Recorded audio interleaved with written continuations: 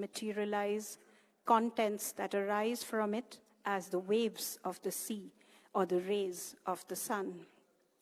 It is not necessary to cling to any philosophy, religion, or science to intuit this unsearchable mystery pointed out in multiple language games.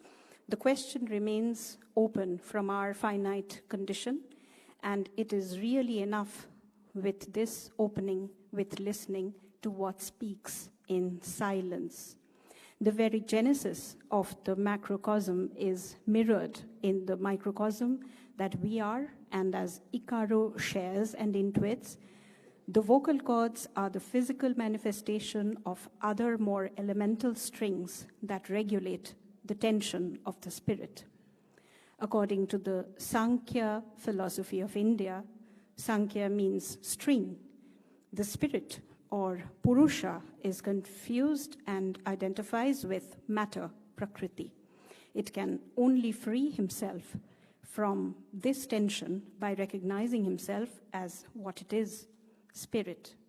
Through the practice of the Kotodama or of any other practice that does justice to the word soul, we can say and say to others this word that, being unspeakable, names us by our proper name, and may we remain listening to the latent unity of life. Kotodama and Ikera Valderrama.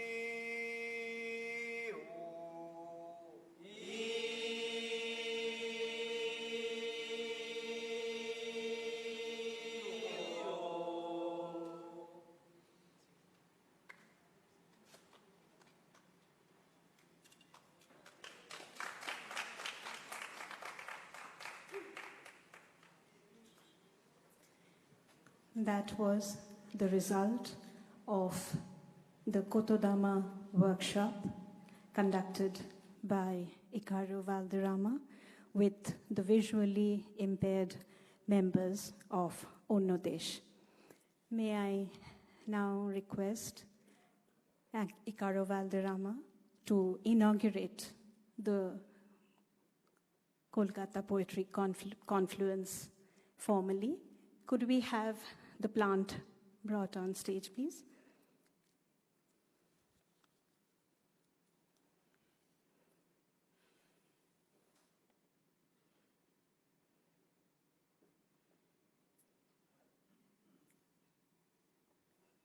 Can we have the water?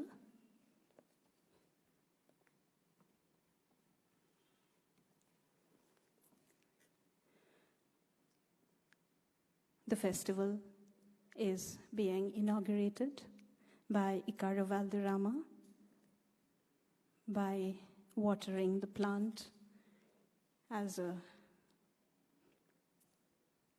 symbol of care and nurture.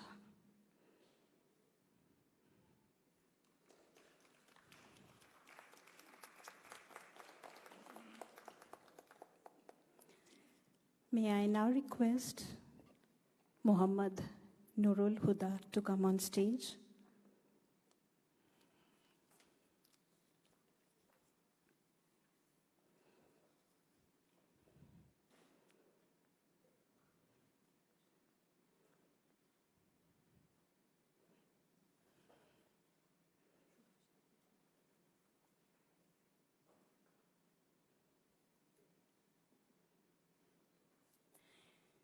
I will now request Mohammad Nurul Huda to felicitate Shri Subhash De from Onnodesh.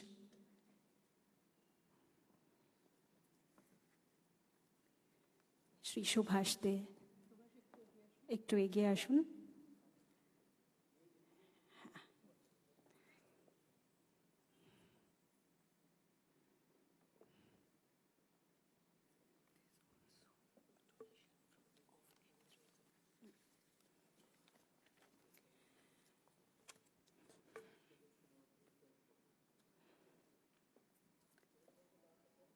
There is also a check of rupees 15,000 to be handed over to Onnodesh. This fund was raised by Boston Off Kendrick and friends.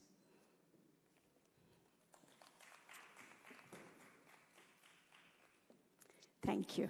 Thank you very much.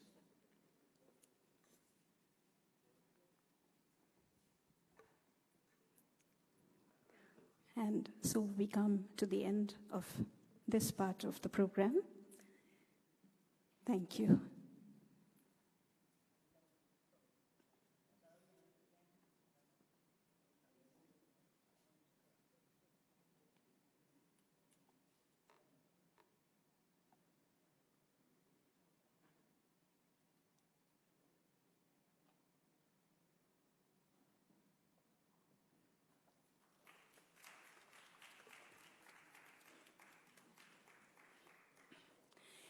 May I now invite Chaiti Mitra to deliver the director's address.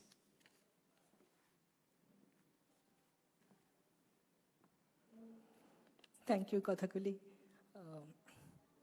This seems like a little strange inaugural address by the director because we already have had an informal beginning yesterday, a very festive beginning yesterday. So it was like a dress rehearsal, I would say, and today is the formal welcome from KPC to all our guests. So distinguished guests, friends, and poetry lovers, I welcome you to Kolkata Poetry Confluence, the first international multilingual literary event solely dedicated to poetry. I'll begin with a quotation by the 19th century thinker Thomas Carlyle. He says, "A vein of poetry exists in the heart of all men. We are all poets when we read a poem well. The Antonym and Bhasha Sangshad, two organizations passionate about literary translation and transformation, are gifting Kolkata a 3-day multicultural, multi-platform event. I hope the Kolkata Poetry Confluence will help us all become poets during these 3 summer days. If not by actually penning verses, we are all not poets, but at least by reading or responding to those crafted by others. The experience will also expand the scope of reading, stretching the limits of poetry beyond the written word, making it more inclusive, more immersive. So how did it all begin? A group of people passionate about words, rhythms, and feelings got together to celebrate poetry, to bring it alive, to transform it into a pulsating, breathing, lived exercise and experience. And that's how Kolkata Poetry Confluence was born. They also wanted to acknowledge the debt that poetry owes to Kolkata, the city that has launched 1,000 verses. And that's how Kolkata Poetry Confluence thrived. Once we shared our dreams with our friends, acquaintances, and through them to Kolkata's poetry lovers, our dreams began to take shape. Encouragement and support poured in from unexpected quarters. Our social media posts were shared generously, and our tribe grew. So here we are, a growing team of several nationally and internationally acclaimed poets, translators, and performers from India, Africa, Colombia, and Italy, along with a horde of enthusiasts. Kolkata Poetry Confluence is expansive in its attempt to celebrate poetry in various avatars, to explore all its facets. I hope you have gone through the program that we have circulated, and you already have an idea of what the sections are. So I will not go into the details, but I would definitely like to mention the areas we try to touch to be really inclusive. So we started off with translation, Crossing the Bridge, which was a translation competition which focused on translation of poetry from various Indian languages into English and Bangla. We had chosen 10 Indian languages and one renowned poet from each language. Every poet has been generous enough to provide 5 of their poems, which were up for the translation competition.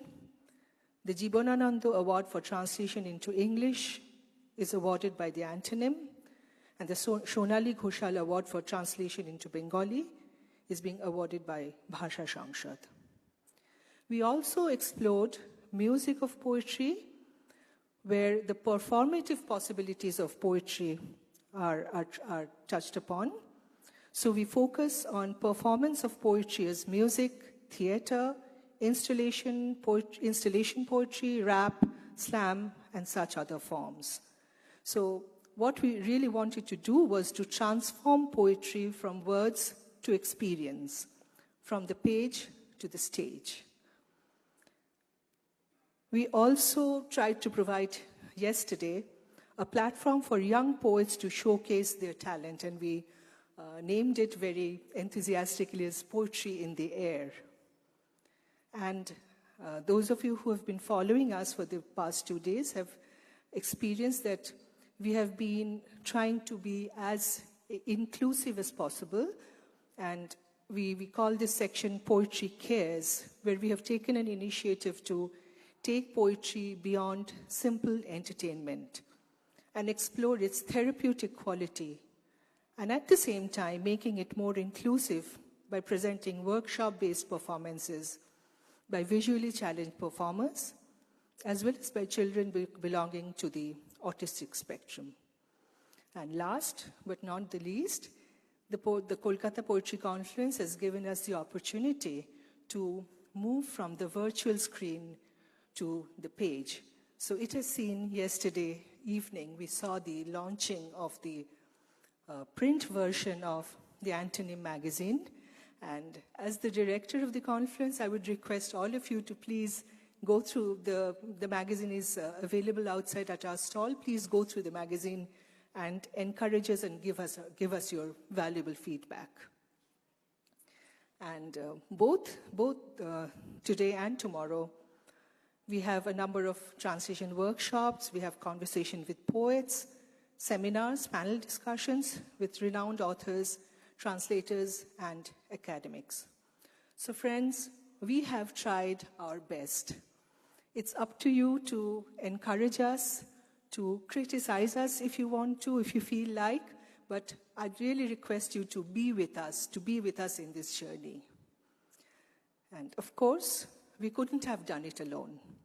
We thank our collaborators, sponsors, our media partners, members of the press, participants, volunteers, and those numerous friends, near and far, who believed in us, and now we dream the same dream together. I welcome you all to this unique experience called the Kolkata Poetry Confluence. I'll end by quoting my favorite quote from my poet E.E. Cummings. Well, write poetry, for God's sake. It's the only thing that matters. Thank you.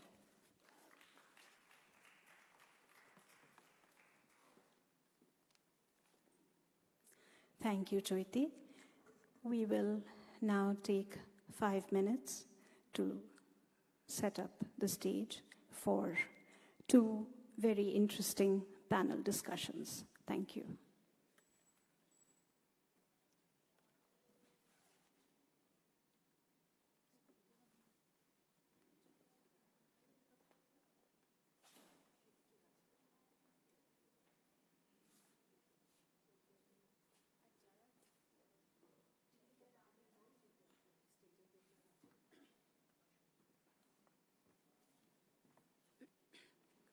স্টেজের দেখাশোনা যারা করছেন তারা একটু আসবেন please.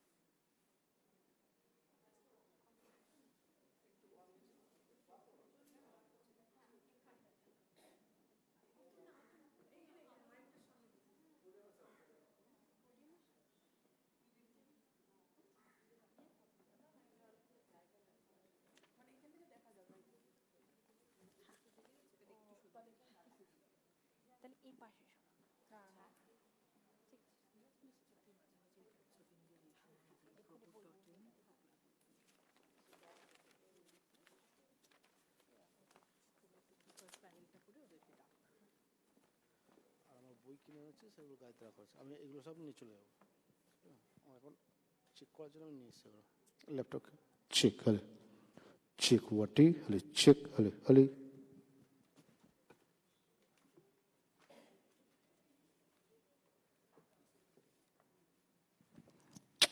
check hale hale check 1 2 hale check hale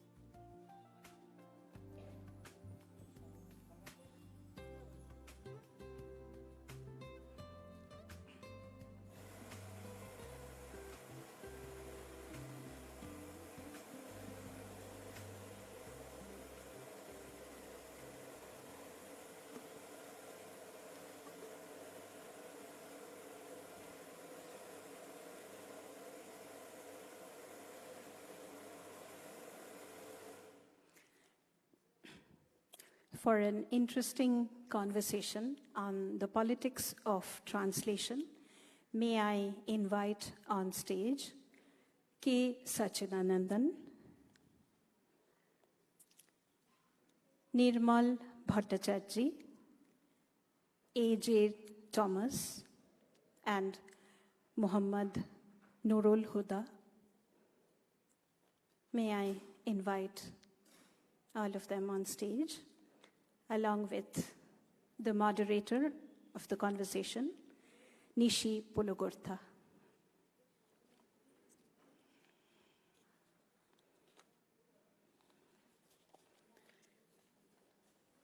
We would like to thank our associates, the Times of India, Aishamai, Prohor.in, and EZCC.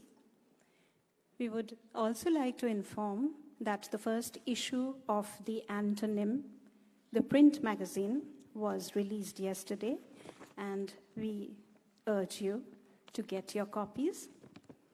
Festival merchandise is also available for people to pick up.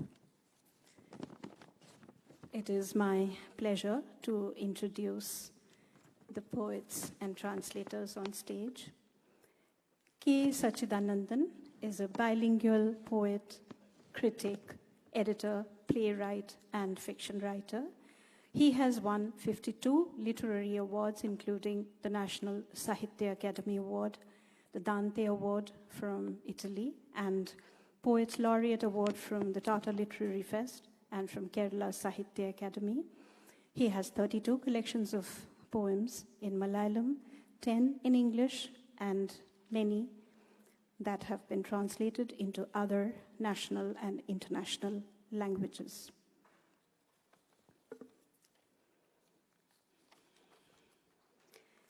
Mohammad Nurul Huda is a leading Bangladeshi poet, writer, essayist, and academician.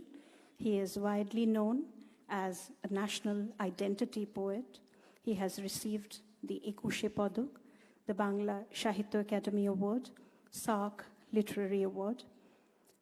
His works have been published in many languages.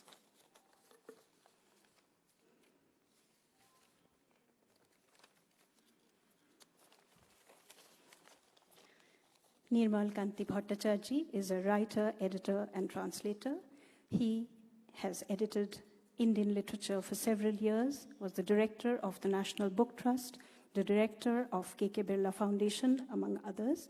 He has mainly translated from Bengali. He has received the Best Translator Award from International Board for Books for the Young in 2021. A.J. Thomas is an Indian poet, translator, and editor writing in English. He is best known as editor of Indian Literature, the bi-monthly English Journal of Sahitya Akademi, which he edited till 2010. Thomas has translated poetry, fiction, drama, and non-fiction from Malayalam to English. Thank you so much, Kathakolli. And thank you so much to Poetry Confluence, Kolkata Poetry Confluence. It gives me great pleasure to bring this panel discussion here. And I would just like to begin by saying that I think a good translation is like a revolution. It kind of brings, it gives culture, language, identity, a new kind of perspective, a new kind of freedom, a new place. I know there are several people in the audience who are very good translators in their own right. And we have here with us 4 very important poets, translators. And I think this has been a very good year for translation. Even last year was a good year for translation. And this year we've had Gitanjali Shree's Ret Samadhi, the translation of that by Daisy Rockwell as The Tomb of Sand, getting the International Booker Award. And maybe I think that would open up new floodgates of good translation in the years to come, in the months to come. We begin this panel discussion, and I would like to invite each of the translators present here on the stage to make their opening remarks. I don't want to talk much because everyone, including me, would like to hear their perspectives on the politics of translation. So I would begin by asking Sachida to make his opening remarks on the politics of translation.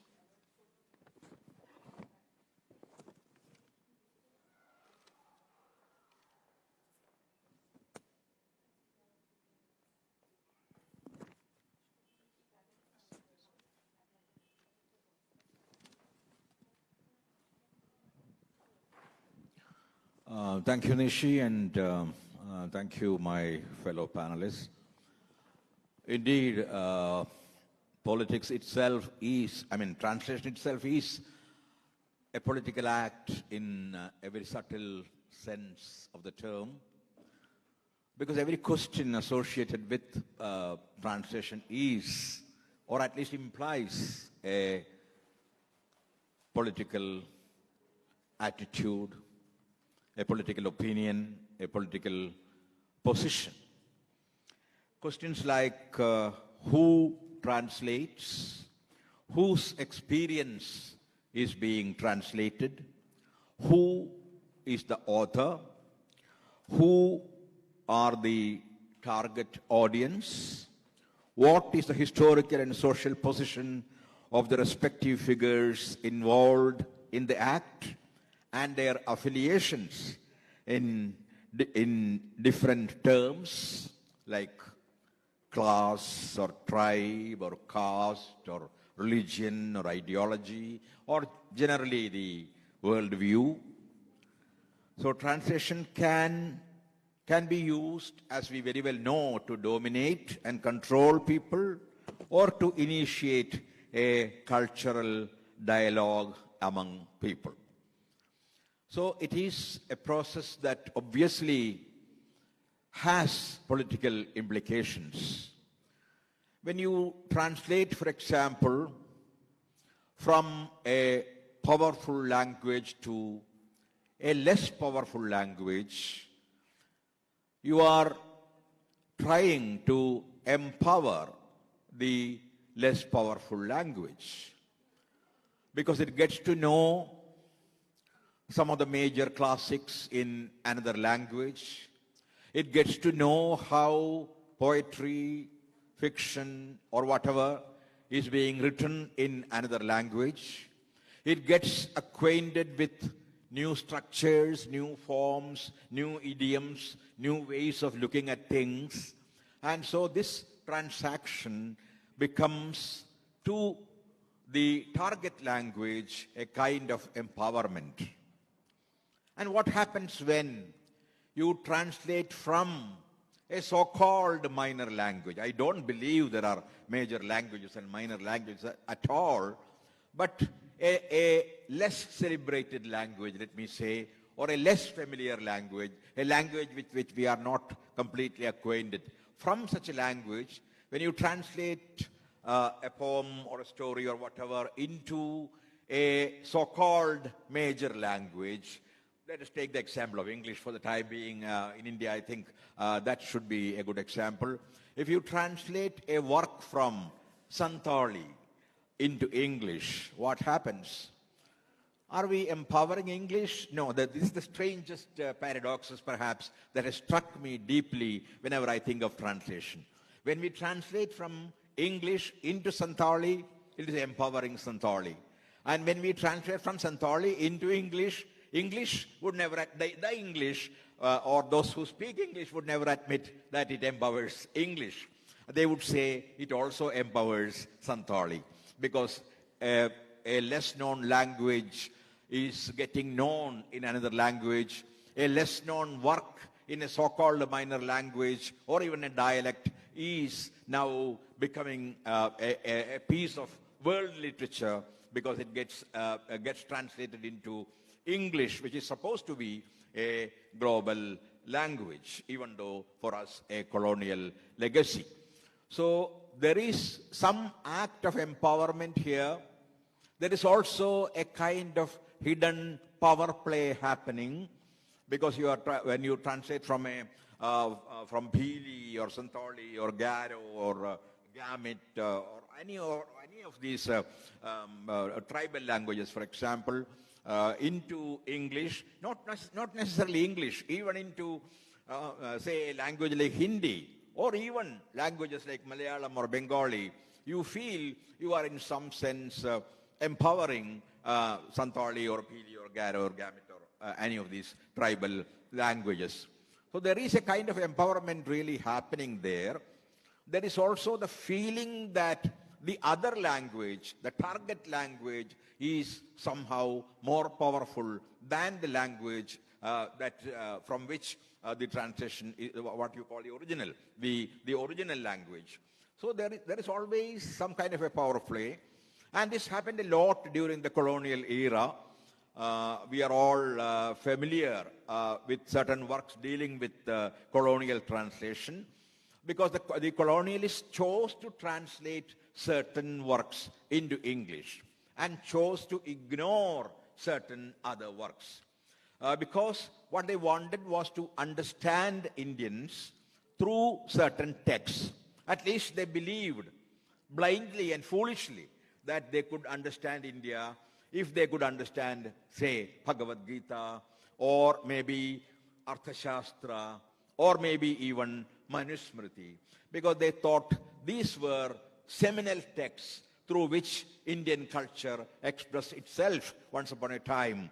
And so they had a whole project of colonial translation where some of these texts, which they considered central to Indian culture, got translated.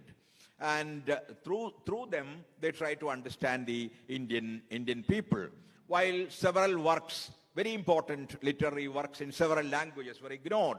And this is true also, of course, of literary histories. The first literary histories, the so-called Indian literary histories, were essentially histories of Sanskrit literature. At the most, they admitted some Pali texts or some Abhapramsha texts or some Prakrit texts, but mostly they were histories of Sanskrit literature, though they called them histories of Indian literature. Albert Weber, I don't need to name the Max Muller. There were quite a lot of Indologists who did these histories, and for them, Indian literature was mainly Sanskrit literature. So there was a time when translating from Sanskrit and later translating from Persian became very central to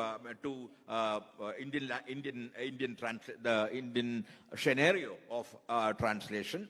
And we were always translating from a more powerful language into what we believed were less powerful languages, in which already a lot of literature existed. You know, all this happened in the 19th century, and by the time all our languages had come up, and we had major literatures in all the languages of India. But this was completely ignored, and languages like Tamil, for example, had a history of at least 3,000 years, almost as old as Sanskrit.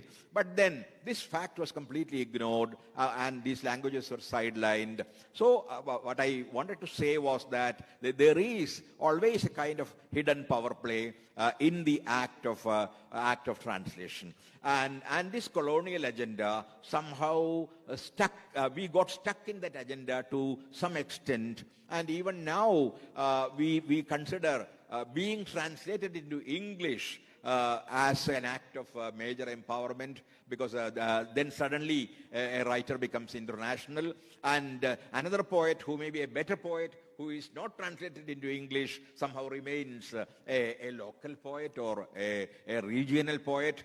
And this whole idea, the whole Orientalist idea of India created by the colonialists happened to remain even after the British left. The Hindutva idea of India is essentially a colonialist Oriental construct. It is not the real India that they are speaking about, but the India of the Manusmriti, the India of Kalidasa, the India of Sanskrit literature, the India of the Upanishads. And this was precisely the India that Max Muller or other many Orientalist intellectuals and historians would speak about. I would love to say, I would not go on, but I just wanted to say that the translation always implies some kind of politics based on the primary questions that I asked at the very beginning. Who translates, or which text gets translated, who is not translated, and what is the goal of translation? What is the language from which the text is translated? What is the language into which the text goes? All these have very profound and very deep political implications. That's all I have to say by way of introduction. And in case we have a discussion, I'll have more to say. Thank you. Thank you, Nishi. Thank you so much, Sachida. We would now like to hear what Shri Huda has to say on the issue. Shubho Samoy. good time. Balarama did a wonderful job, started from hissing, and then eventually we heard some sounds. It seemed that I was listening to some Om sound. So at the beginning there was a language. I want to call it feeling. If there is no feeling, you cannot render it into any voice or any meaningful words, mother's words, others' words. This is why I want to say translation is the working language of the humankind. And it started everywhere. Locally, at a very small group, in a folk group, and then maybe in a major area inhabited by thousands of crores of people, or a big land like the subcontinent, Indian subcontinent, everywhere. So the politics is that at the beginning, with any individual human being, language is his working tongue, his mother tongue, his real tongue. But eventually it was divided. And because of politics, starting from the very beginning of our social activities, our political activities all over the world, language also became more important to somebody, to others it becomes less important, depending on the, you see, empowerment of the respective areas, as my respected poet told earlier. I want to say that with politics, there is also poetics of translation. This is more important to us when we are going to translate from one language to another, prose, poetry, and other forms of literature. I believe that now we should give more emphasis on them. Balarama's feeling translated into message seemed to me a kind of inter-semiotic translation. Because you know, translation may be of many kinds from the perspective of their linguistic uniqueness. Intralingual translation, translation from same language to same language, translating Shakespeare's text into modern English. And then intralingual translation, translation from Bangla to English, and then intersemiotic, translating from one language to another medium, another pattern. Okay, we have to do so. So when we are today discussing about translation, and this is a platform for translation, we should take into account the texts. What is a text for translation? So far, I guess, anything meaningful that can give you some idea, that is the text, either oral or written or in any other form.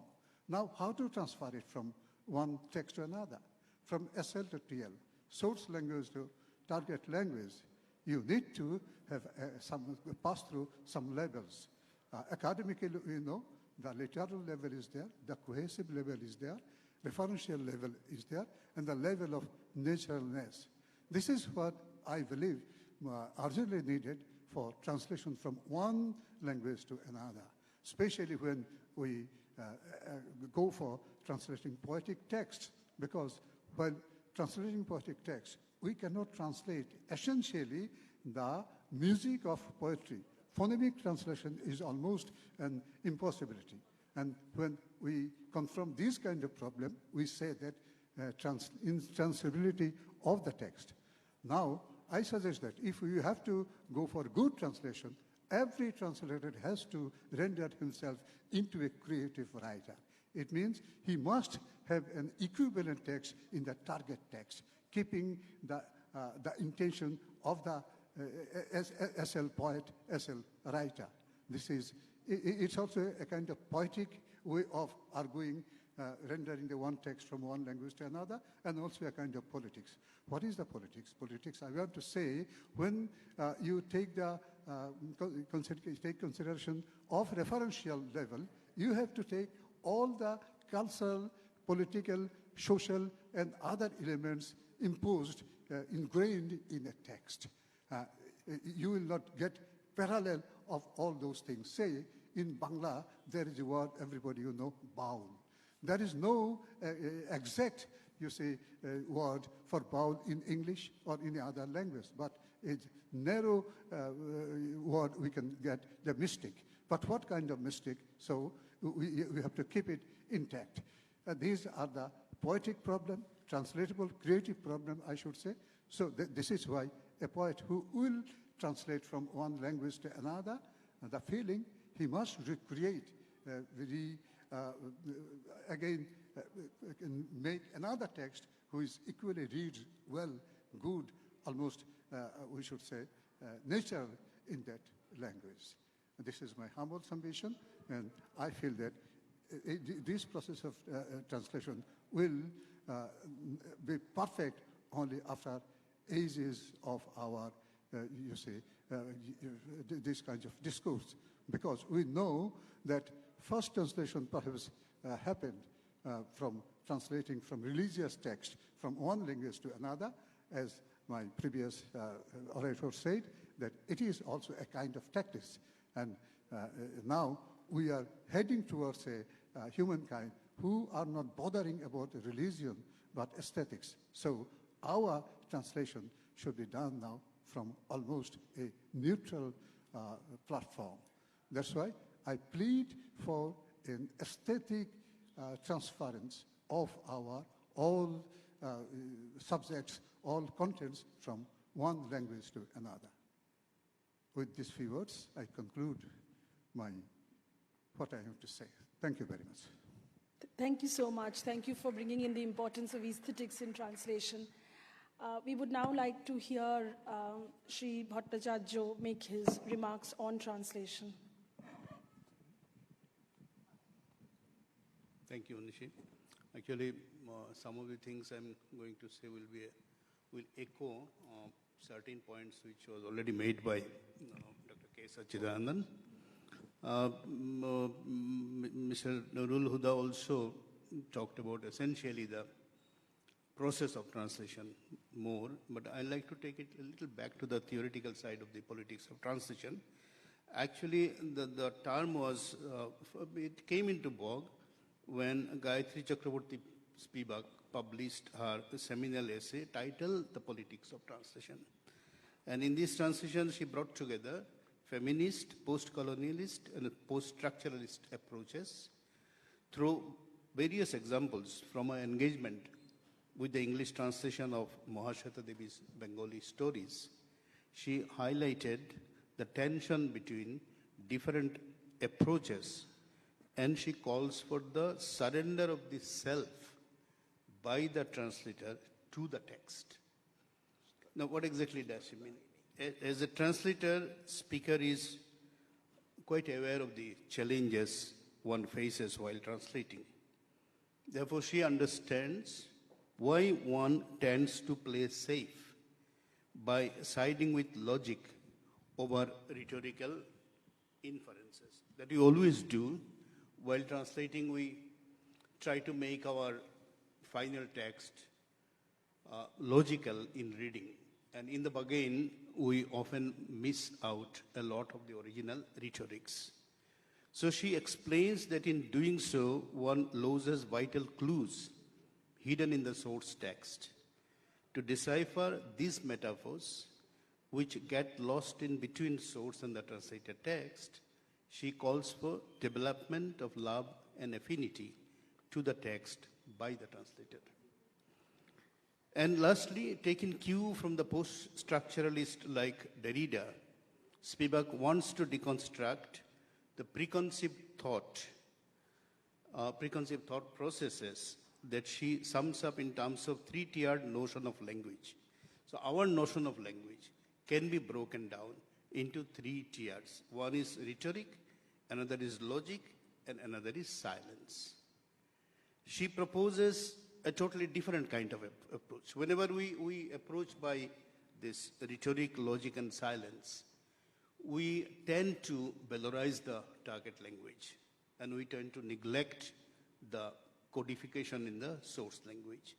So Spivak wants to get over this politics of translation by proposing a different kind of effort for translators in terms of synonym, syntax, and local color.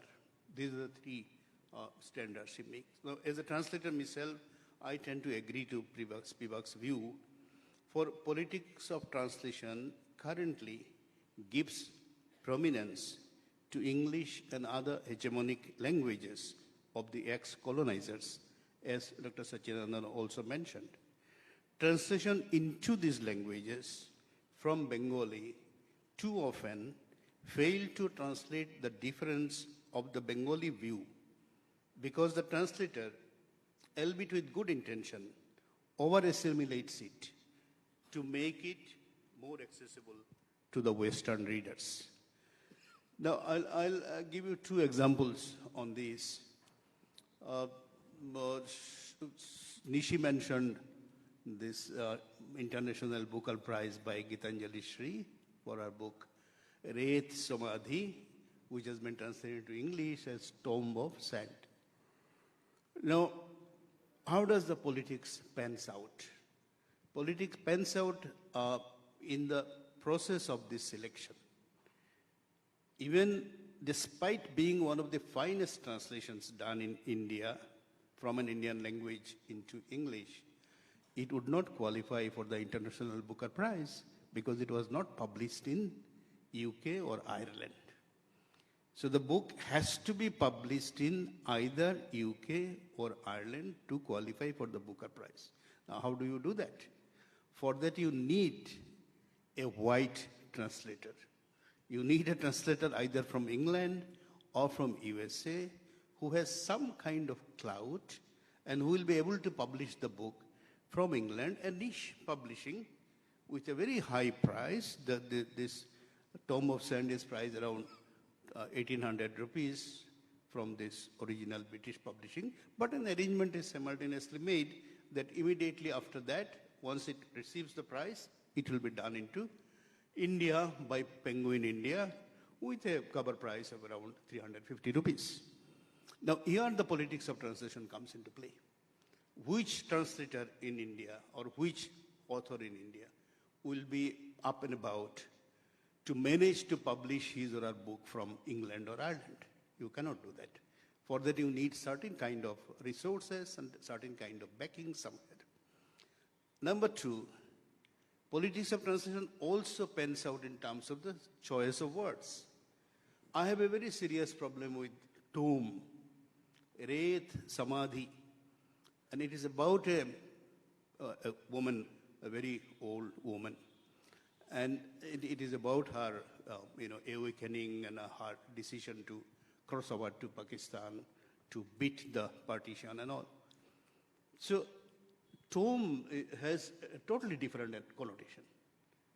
Why should Samadhi be translated into tomb?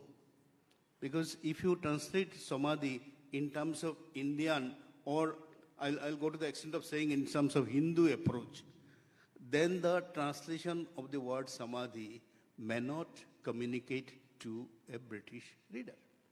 It will communicate only if you make it a tomb, which is not the translation of Samadhi. Now here, I'm sure Gitanjali Sri is a very sensitive person. I know her personally, and I'm sure she's quite aware of this, or should I say, pollution of her original Hindi. But she had to succumb. She had to agree to this. I'm only thinking the situation. So this is how politics of translation plays out in terms of hegemony of languages, in terms of the constraint of a translator is that we have 3-4 constraints as a translator. First constraint comes from the fact that what is your approach to the language? Are you approaching the language of translation with a superiority complex or with an inferiority complex? What is your approach to the language of the target language? What is expected of you by the dominant academics, academia, and the dominant forces of the country in terms of literary culture? So those are things that condition you. I think all these things combining together creates a situation where it is quite difficult to overcome the politics of translation. Thank you very much. Thank you so much. Thank you for bringing in these ideas of the publisher. Thank you so much. That's a very important issue that you bring, as well as the words and the translatability or the non-translatability of these words. So a number of important ideas from here as well. And now we look forward to listen to Dr. Thomas speak.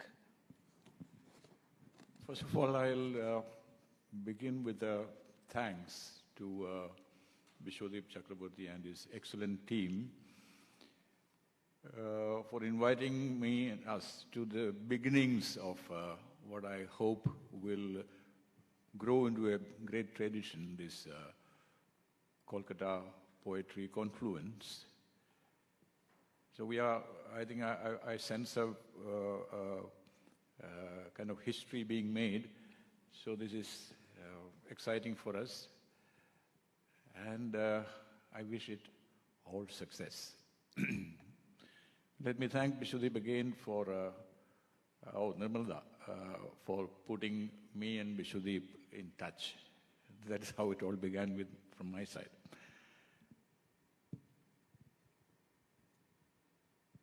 Now,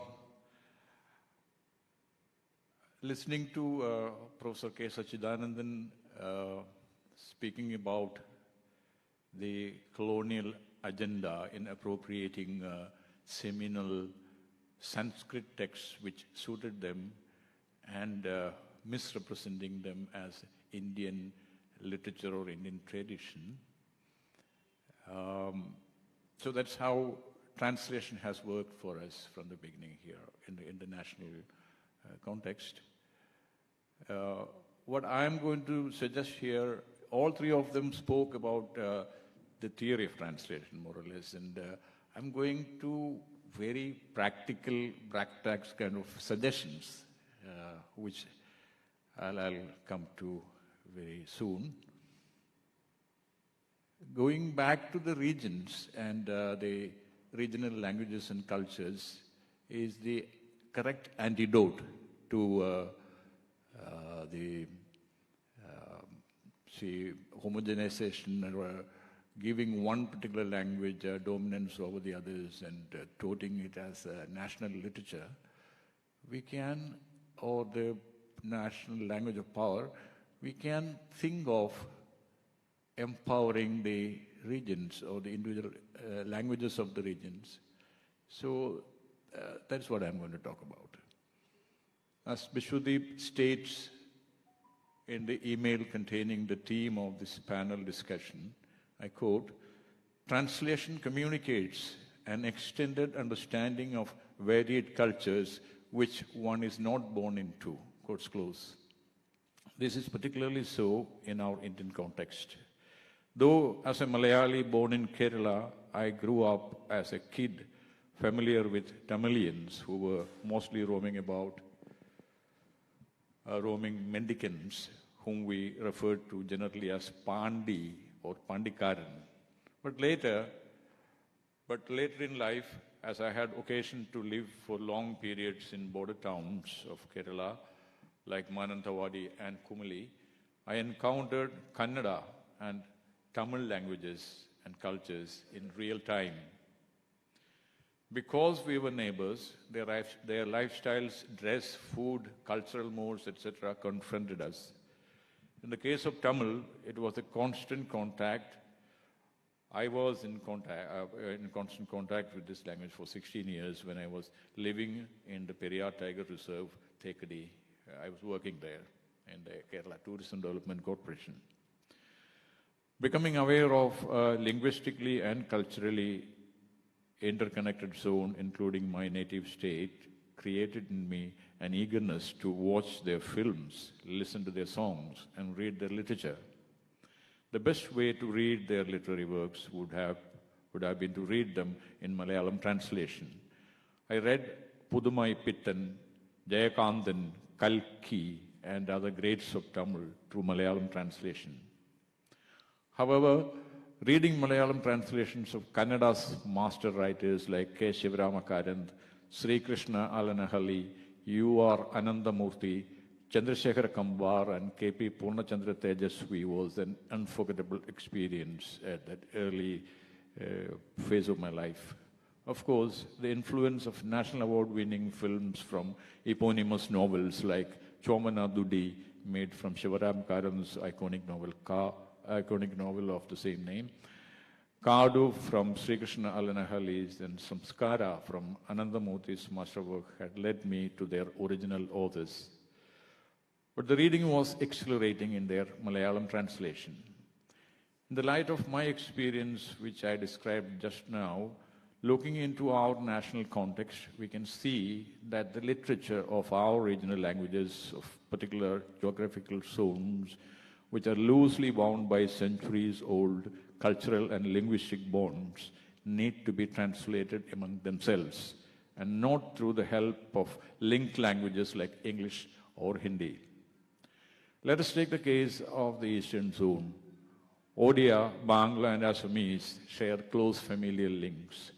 Translating their literatures among themselves from Odia into Bangla, from Odia into Bangla and Assamese, from Bangla into Odia and Assamese, and from Assamese from Odia and Bangla, obviously take care of the aspirations of subnationalities without the alien interference of English or Hindi.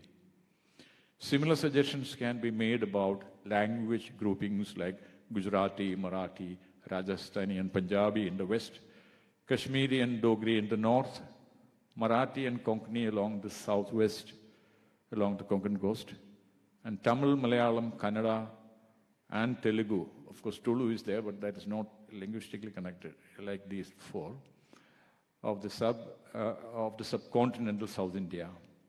Hindi has an all-pervasive presence in major regions of the country, but its strongest cousins like Rajasthani, Maithili, Bhojpuri, etc. warrant one-on translations among themselves as well as from and into Hindi. Hindi also, from and into Hindi, and from Marathi and Gujarati into Hindi, and from Hindi into Marathi and Gujarati is also like this. Though they are not directly connected, but they are interrelated. Actually, Sahitya Akademi had taken the initiative to organize zonal language translation workshops for the East, West, North, and Central zones in 1988, and followed it up with a national translation workshop in 1990. However, what I suggest is a nuanced advance on this predecessor program, fostering linguistic habitats. Linguistic habitat is a terminology employed by the veteran pioneer of literary translation, Mini Krishnan. Presently, Mini and I are working together on a project of the Tamil Nadu government in translating literary works from Tamil into Malayalam, Kannada, and Telugu. I am the regional coordinator for Malayalam in this project, with Mini Krishnan as the coordinating editor. Officials in the Tamil Nadu government have mentioned that eventually they will also include translations from Malayalam, Kannada, and Telugu into Tamil as well in the reverse process, creating a specific South Indian linguistic, literary, and cultural habitat. The suggestion is already through. It needs only the final shaping, so that will also be there. When scholars in translation studies have just split air over the theory of the politics of translation, this is an example of the practice part. Thank you. Thank you so much. It's been a pleasure listening to all of you, and I was just thinking as I heard Dr. Thomas talk about the translations into various languages, across various languages.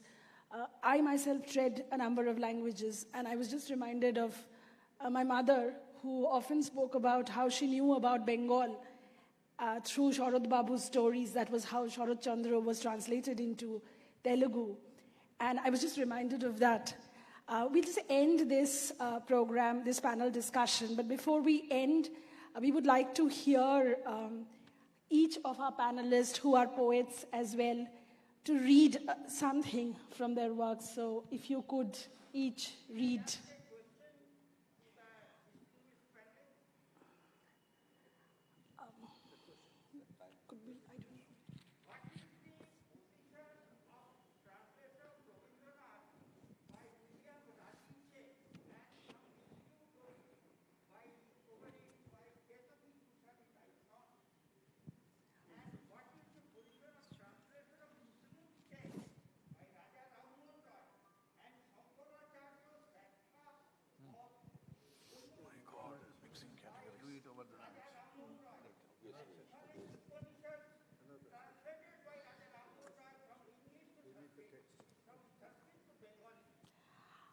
Thank you for your questions, but actually we are running on a very tight schedule, so could you please ask them after these sessions are over?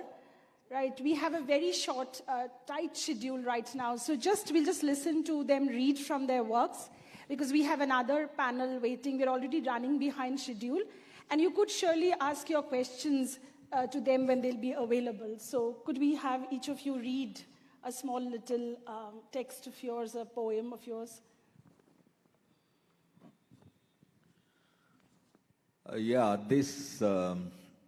Well, I think this poem is relevant in two ways. One, that this was written in Malayalam and translated into English by myself. And second, it is a poem on translation. Of course, it is a little pessimistic, but don't be taken in by that kind of feeling at the end of the poem, because I'm somebody who has been translating for 55 years. From Malayalam into English, from Hindi into English, from quite a lot of translations in different directions, and of course including my own work. So this is titled Translating Poetry. It speaks about the impossibility of translating poetry, which is something I keep encountering every time I translate poetry, and still I keep on struggling with the idea of this impossibility and try to make it possible. Translating poetry. Poetry translation is a transmigration. As a fish dives through water, the translator moves through minds.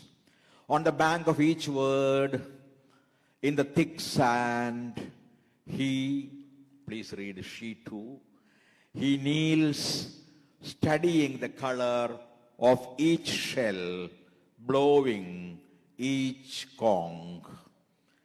Poetry translation is the embarrassing head transposal supports another poet's head on his trunk. Each line is a lane worn out with war, misery, and boredom. A bylane of music, along which parade immortal men, women, gods, and trees. An abyss opens where a line ends. The souls of the dead quench their thirst in that pool of silence. Oh, those who come this way, please take off your shoes and leave your garments here. You must sneak through naked like the wind in the valley. One day, I dreamt of myself translating my poetry into my own language. All of us translate each poem into our own private language, and then we quarrel over the meanings. It seems to me that the Babel will never be complete. Thank you. Thank you so much.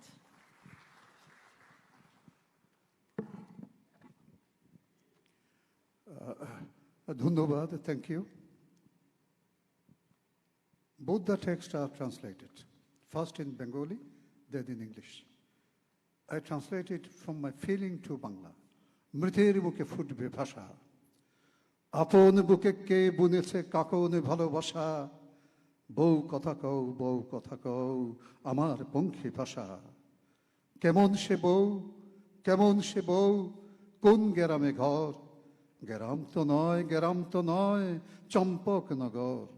কেমন নগর, কেমন ভিটে, কেমন দালান বাড়ি, নয়কো দালান নয়কো ভিটে স্বর্গবাসান পারি। কেমন পারি, কেমন বুক সাঁতার, সাঁতার তো নয় ভেলায় মন পাথার। কেমন ভেলা, কেমন বাজি, কেমন গোতার দাঁড়, মাঝি তো নয় অসার মাংস হাড়। কেমন অসার, কেমন জ্যোতি, কেমন মতি গতি, নয় কোমতি নয় আরতি পতির জন্য সতী কেমন সতী কেমন সতী কেমন গো তার পর পিতা যে তার জল সহচর চন্দ্র সদাগর মৃতের মুখে ফুটবে ভাষা এই তো সতীর আশা বাংলা আমার ভালোবাসা মন বেহুলার ভাষা The dead begins to speak. Who has sown the seeds of warbling love? The cooing of the doves is my avian tongue. How is the bright light? How is she? Where is she from? No, it's not a small village. It is Champaknagar. How is the city? How are the houses? No, it's not marble or made of clay. It's a raft on its way to heaven. How is the journey? How deep are the waters? No, it's not swimming. It's a raft carrying a fathomless mind. How is the raft? How is he its pilot? And how is the paddle? No, he is not a pilot, benumbed, dead corpse. How deadened? How still? And how is its mind? No, it's neither mind nor offering, but a shoti for her man. What kind of shoti is she? How is her groom? The groom's father is the same man, Chand Shaudagar. The shoti hopes the dead will start speaking. The shoti hopes the dead will start speaking. Bangla is my tongue, my love, my Behula's tongue. Dhanyavad. Thank you. Dr. Thomas.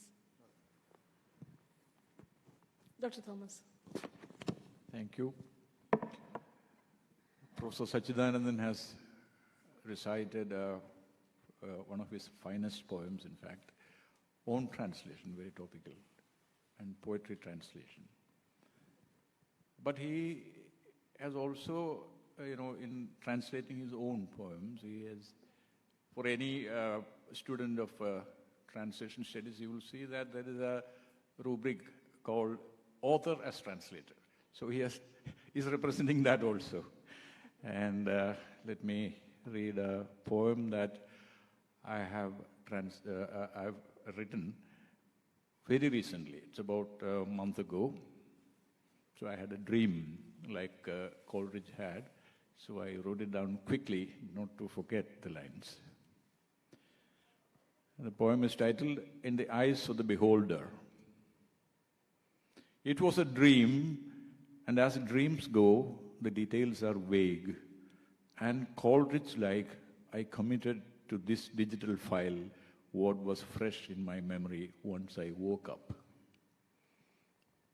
I was rolling on the marsh from where the waters of the backwater had receded at low tide. Most unnaturally, the ground was firm, the grass blades smoothed over by a deposit of silt, but miraculously not forming slush. I rolled on such a floor, and there was no dirt sticking to my shirt, its snow-white appearance not sullied. Those standing around us claimed, "You are rolling in mud. Get out of it before the high tide swells, before it is too late to save yourself." But I looked at myself, found that I was spick and span, and told the onlookers so. They gazed on far at the horizon as the tsunami wave of total annihilation was sweeping its way up. Thank you. Thank you so much. Before Nishi concludes, it's a little hard on a poor non-poet like me, sitting here on the dais and listening to all other distinguished panelists reading out their own poem. And I was secretly lamenting why in my adolescence I did not write a few lines. Every Bengali does, But I'll like to leave a puzzle for the audience. You can even begin now. No, let me leave a puzzle for the audience. This puzzle is connected with both poetry and translation. And this is the real story, is the odyssey of a poem through translation. I'm forgetting the exact year. Rabindranath Tagore translated his poem, small short poem, Tumi Shondharo Meghomala, and included it in his English collection called The Gardener. From The Gardener, Pablo Neruda, the great poet, picked it up, translated it into Spanish, and included it in his anthology, 20 Best Love Poems of the World. Now, Pablo Neruda's English book was translated into English by, or a Spanish book was translated into English by someone. That someone was not aware that Tagore has written an English version. So we find another English version of the poem Tumi Shondhar Meghomala, parallel with Tagore's. The confusion is further confounded when that English anthology of Pablo Neruda was translated into Bengali. And the Bengali translator are not very well versed in Tagore's, oeuvre. He decided Tagore must have written it in English. So he translated it into Bengali. So now we have a Bengali poem originally written in Bengali by Tagore in translation. Thank you. Thank you so much. I think we'll end on that note. Thank you. Thank you to all the panelists. Thank you for being here, and thank you to the audience and to Kolkata Poetry Confluence. Thank you. Thank you for a wonderfully lively session on the politics of translation. We are delighted, please, we'll just take 2 minutes.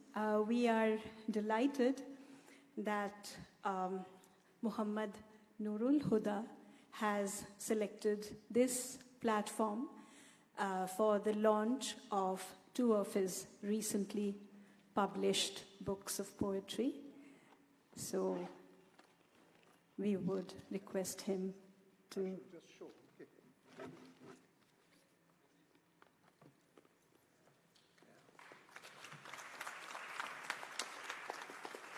It is one of my greatest opportunities to present 2 of my recently published books.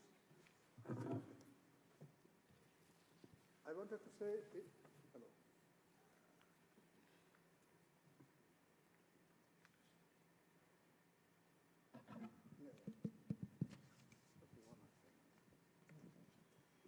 It's a great moment for me to show 2 of my recently translated books before you in this translation seminar, translation forum.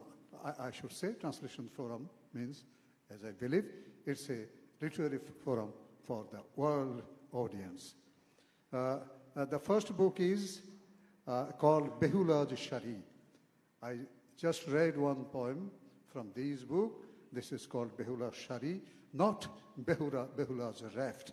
Here, Shari was the emblem or symbol of a kind of sword or weapon, how to save herself or the audience or the people as a whole. I don't say how to save the feminist people or the masculine people as a whole, how to save from the grasp of the devotas, how to bring back the life of our husband, Lokhinder. This was the argument in the poem. I should say, the whole book is the extension of that legend. It was translated by my professor, M. Harun Rashid. He's a professor of English from Dhaka University and other universities. Once he was the Director General of Bangla Academy. The second book is called Choice of Verse. In fact, it's a collection, selected, translated piece by various writers, and it has no editor. Editor is a publisher himself. Choice of Verse, very recently this is published, and it includes almost 300 poems translated into English by me. Thank you very much for giving me that time. Thank you very much for selecting this forum for the launch of your books. We had taken the opportunity to felicitate many of our poets and translators yesterday, but we missed out on felicitating Professor A.J. Thomas yesterday because he was not with us. May I now invite on stage Festival Director Chaiti Mitra to do the honors of felicitating Professor A.J. Thomas.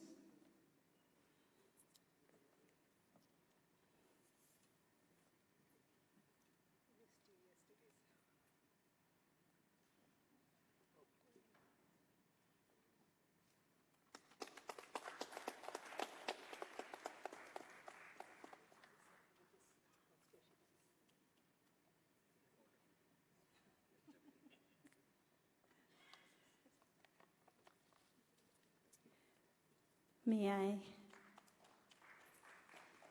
I now invite Bibek Chatterjee to felicitate the moderator, Nishi Pulugurtha.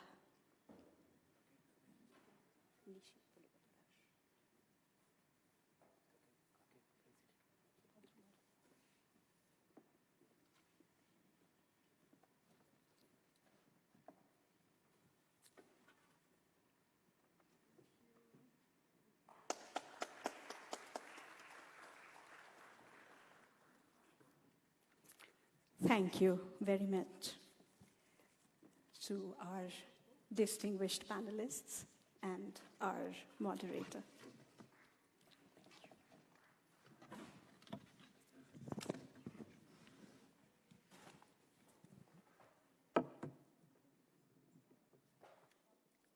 We will now have another panel discussion,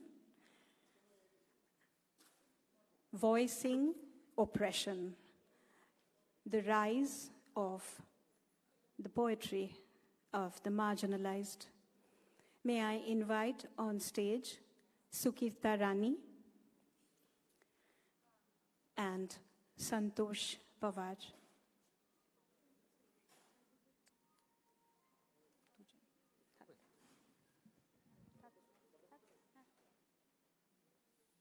May I also invite the moderator, Shipra Mukherjee.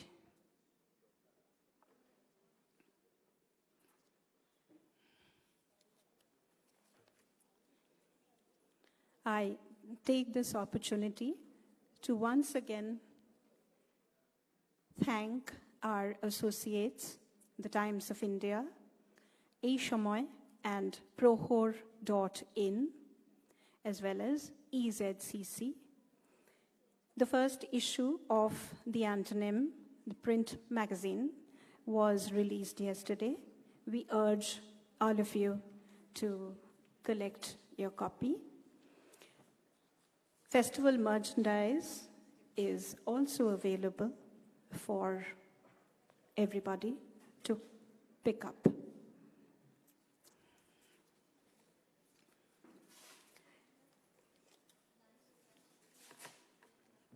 It is a pleasure for me to introduce our distinguished panelists. Sukirta Rani is a renowned feminist poet from the Dalit community of Tamil Nadu. With 6 collections to her credit, her poems have been included in syllabi all over the country. She has won the Puthumai Pittam Award, the Tevamagal Kavituvi Award, and the Woman Achiever Award by Bengal Munnani. Her poems, translated into many languages, have been described as seeking an infant language with all the rough and physical reality of new birth, sticky with blood. Suppressed by community norms, neither of her parents could cross the primary level of education, but Sukirta Rani holds master's degrees in economics and Tamil literature. Santosh Padmakar Pawar is from Maharashtra, known for his strong and lucid voice. He has 5 collections of poems, and many of his poems are included in university and college syllabi.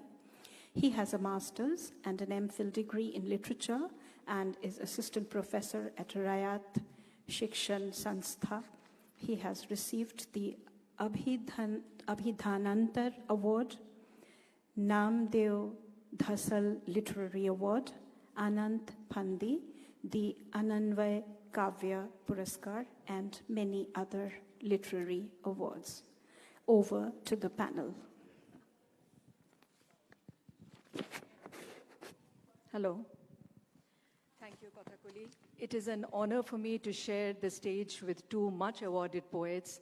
So thank you, Chaiti. Thank you, Vishwadeep, for making this possible. I have slightly unconventional introductions to both of them, which I will begin with. The best way to introduce Sukirtha Rani is through a poem of hers, A Faint Smell of Meat. She describes herself in this poem, which is why I use it.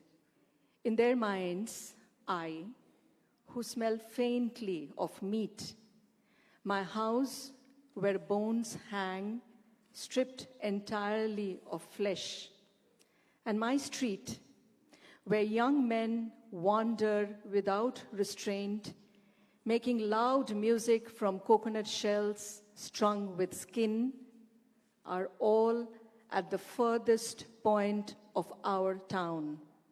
But I keep reassuring them we stand at the forefront. Santosh Padmakar Pawar has sent me an introduction which he has very kindly translated from the Marathi into Bangla, and I would want to read that to you. আমি একজন মারাঠি মানুষ এবং আমি মহারাষ্ট্রের পুনের কাছে একটি গ্রামে থাকি। আমি মারাঠি ভাষায় কবিতা লিখি। মহারাষ্ট্রের প্রগতিশীল চিন্তাধারার কারণ শাহু, ফুলে এবং আম্বেদকর এখানে জন্মগ্রহণ করেছিলেন। তার রূপান্তরমূলক চিন্তা মারাঠি কবিতায় পরিব্যাপ্ত হয়েছে। বিদ্রোহ ও বিদ্রোহ বিপ্লবী কবিতার দিকে নিয়ে যায়। কেউ কেউ এটাকে দলিত চিন্তার কবিতা বলেছেন। আমি মনে করি এই কবিতাটি রূপান্তরের কথা। আমার কবিতা থেকে কেউ যদি আমাকে দলিত মনে করেন, আমি তাকে নিয়ে গর্ববোধ করি। আমি দলিত, শোষিত, নির্যাতিতদের প্রতিনিধিত্ব করতে পেরে খুশি। Taking a cue from that Bangla translation, we will be doing this conversation in a mix of Hindi and English. Because yes, translation is good, पर कुछ बातें हैं जो translation का भी beyond रह जाता है. So I will begin with Santosh Padmakar Pawar. Santosh ji, आपकी कविता आप जो लिखते हैं, इसको क्या आपने दलित कविता बोल के चिन्हित करेंगे या दूसरे कुछ नाम देना चाहेंगे? It's not working? No.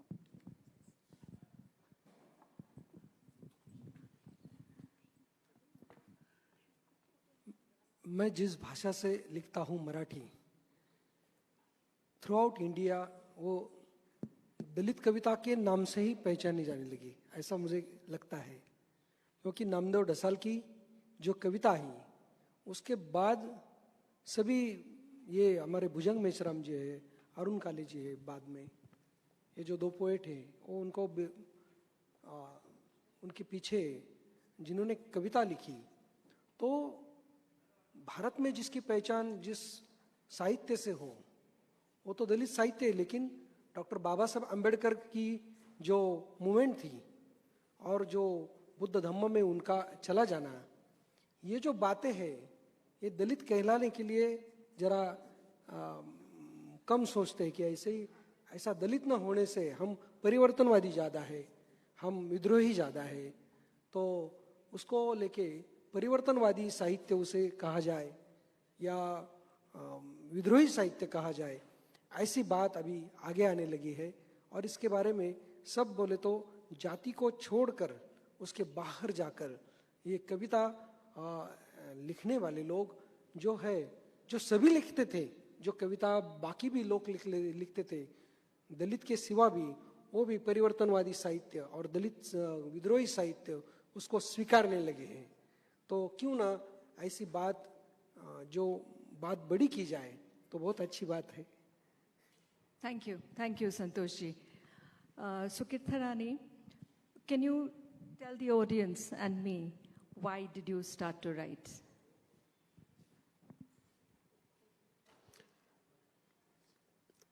I take this opportunity to thank everyone of Antony family for giving me this opportunity for participating in this wonderful event. So really, I thank you so much, and I am very happy to be a part of here. Thank you so much once again, I tell you. I'm a good poet, but I am not good in English. Okay. This question is good. Which one is asked by Sirpa? I come from an oppressed community. So generally, I have a concern the people from the oppressed communities on people from the margin. When I was studying in third standard, there was an incident happened. That was a bitter experience for me. I could never forget it. I live in a small village called Ranipet. It is in Tamil Nadu. We have 10 Dalit families in our village called Lalapet. There are so many families are there. They are so-called upper caste communities. You can take any village in India. The village is divided into two parts. One is called Ur, and one other part is called Cheri. Ur is the place the upper caste people live. Cheri, the Dalit people live the place. Still, I live in Cheri. The society forced me to live in same place. It continues to be buried in the same place. When I was schooling, there was an incident. My friend who was studying with me, her name is Tenmuri, I think. One day, she gave me a candy, sugar candy. Another day, I want to show my kindness to her. So I asked my mom, give me 10 paisa to buy candy, and I want to give the candy to Tenmuri. My mom gave me paisa and I got the candy. I went to the Tenmuri and gave her candy. But she refused to get that candy from my hand. At that age, I didn't understand why she behaved like this. After I grew up, I came the caste. People of the village, so-called upper, after I grew up, I came to know that she belongs to so-called upper caste. Her father and family told her not to share your food with others, not to touch Dalit girls or boys, not to play with us. So when I was studying, no one comes and talks with me. No one plays with me. No one shares food with me. This was my schooling memories. If you ask anyone, you say about your school life, but you can share very happiness. But in my life, there is nothing to share in my schooling time. That is the first experience of prejudice. And the second one is, in Tamil Nadu, Tamil Nadu government gave the books, free books to SC students. My father was working as a coolie in a Paris company. He is very poor, so he didn't get books for us. I have four sisters and brothers. So my father didn't give notebooks, okay. At that time, government gave me SC students books, free books. When we go and get the books from the school HM, the students, they ashamed, no? They are SC students, get the books from, free books from the government. Even though I got first rank in the class, but my teacher asked me to sit in the back bench because I am a Dalit girl. It created a wound in my heart. Yeah, I couldn't forget till. So these are the incidents I come to write. Okay. And you wanted to communicate this humiliation. Yes. After that, after schooling, I was studying teacher training. And now I'm working as a teacher in the same school. Who asked me to sit in the back bench? No, I'm working in the same school. I'm a teacher now. That is a very powerful reaction of me. I overcame the incidents. Thank you, Sukirta Rani ji. Santosh ji, my question to you, ये जो दलित साहित्य है, जो protest साहित्य है, हर वक्त ये बोला जाता है या बोला जाता थे पहले, अभी उतना नहीं, कि ये बहुत मोनोटोनस है, ये एक ही बात बोलती है, वो दुख, बहुत विक्टिम. तो आपको क्या लगता है, ये ठीक बात है और क्या इसमें कोई चेंज आया है? आपको क्या लगता है इसके बारे में? बात तो आत्मचरित्र की दोहराने से हुई कि ये उसी में यही आता है, तो ये क्यों पढ़े, इतनी बार क्यों पढ़े? लेकिन जो किस्सा आपने अभी सुकीर्ति मैडम का सुना, इसमें जब कोई बदलाव या दुय्यमता व्यवहार के तौर पर जहाँ तक चली जा रही है, तो उसका वर्जन निकलता है. तो ये वर्जन की वजह से सबको लगता है इसमें वही बात आती है, जब ये व्यवहार समाज का सुधरेगा तो ये भी साहित्य के बाहर चला जाएगा. लेकिन जो जीवन चरित्र है, ये जीवन चरित्र तो साहित्य का अपने जीवन से आता है. तो जब तक ये बदलाव नहीं होता तब तक ये ऐसी बात कही गई. सभी भारत में उसके बारे में बोला गया, लेकिन महाराष्ट्र से के बारे में मैं ऐसा कहता हूँ कि हमारे उर्मिला पवार जी है, जिनका आयदान करके आया, अभी तो अलग से उसकी रख रखाव है. भाषा के बारे में बदलाव, भाषा की पहचान वो साहित्य से होने लगी. तो ऐसा है कि उनमें जो वही खोजते हैं कि वही अन्याय अत्याचार है, तो उसके आगे जाकर भी और कुछ लोग बोलने लगे. जो विद्रोह था, विद्रोह की बारी ऐसी संयत जैसे लेवल पर आ गई और वो अपना कहना है वो ही अच्छे से लिखने लगे. नामदेव ढसाल की पहली जो कविता थी वो उसे कहते थे कि इर्द गिर्द एक आदमी पत्थर उठाकर मार रहा है. तो उसको छोड़कर आगे जाके वो बहुत संयत स्तर पर आ गई और उसका बहुत स्वागत मराठी में हुआ। एक ही पोएट था कि उसके बारे में वही भी ऑब्जेक्शन लिया गया और उसको भी अच्छी तरह से ये कर दिया।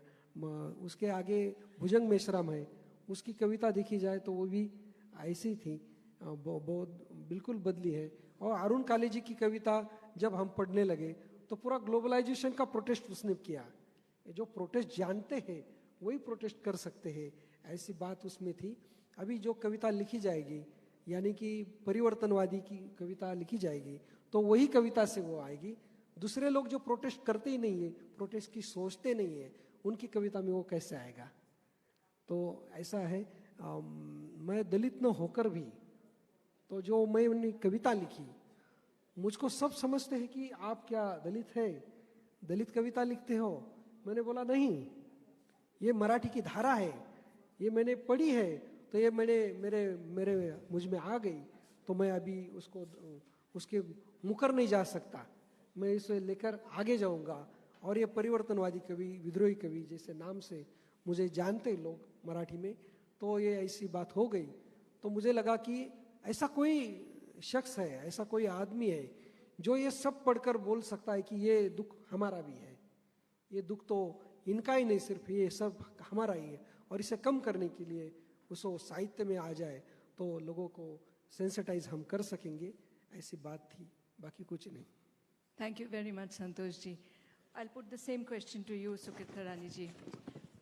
You spoke of being humiliated in school and then becoming a teacher in school. Yeah. So Santosh ji jo bol rahe the about a movement happening, do you also feel from victim you have become an achiever? What do you think?